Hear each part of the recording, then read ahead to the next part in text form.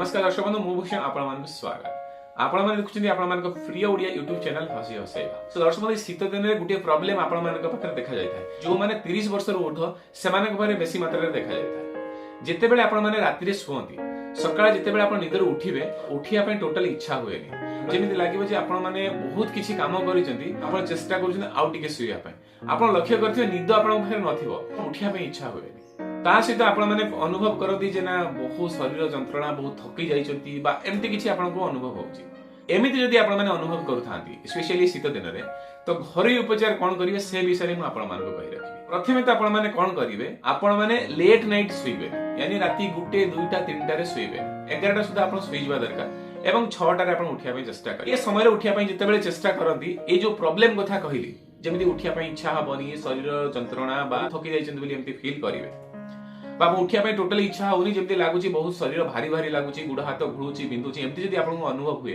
तो सेथरे केवल गुटिए उपचार करिवे। किंतु उपचार करिवा पूर्व म आपन मन कहि रखिबी आपण माने सफिशिएंट पानी पीबे।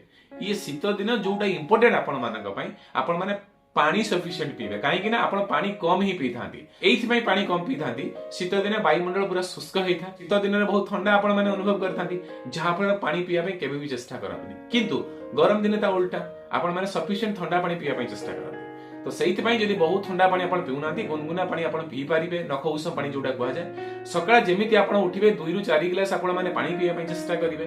ता सहित आपण माने कोन करिवे प्रत्येक दिन गाधोया पे चेष्टा करिवे। जदि आपण मानकर ठंडा दोष नाही तो प्रत्येक दिन आपण कोनोसी गुटे तेल नै शरीर रे संपूर्ण रूपे मालिश करी गाधोया पे चेष्टा करिवे। ता सहित आपण जो सब खाद्य शीत दिन खाइबे देखिबे लाइव डाइट माने जीवन थिबा खाद्य खाइ परिबे जेमिति कि कच्चा सब्जी फळमूळ एमि मुग बुट जो पानी रे पकेकी आपण माने खांती ए समस्त को लाइव डाइट कहा जाय। माने प्रकृति रु आसी सीधा आपण जोडा खाउथिबे माने रोसई न करी ताको लाइव डाइट कहा जाय। तो से सब खाद्य को आपण बेसी मात्रा रे खाइबे।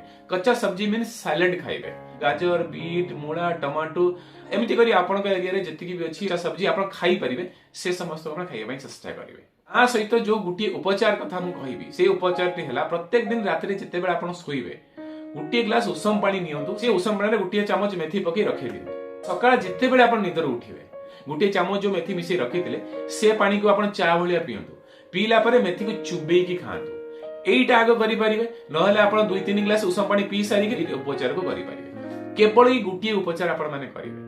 ये उपचार जदि करती तो मु आपण मन कहि रखिबी आपण माने एनर्जेटिक रहिबे सकाळ 6टा हवा को आपण आराम से एनर्जेटिक भाबे आपण निदर उठी परिबे। सहित में मु आपण मन कहि रखिबी आपण माने ए प्रोसेस को फॉलो करंतु ये जो उपचार कल ता करंतु निश्चित आपण ठीक करि परिबे।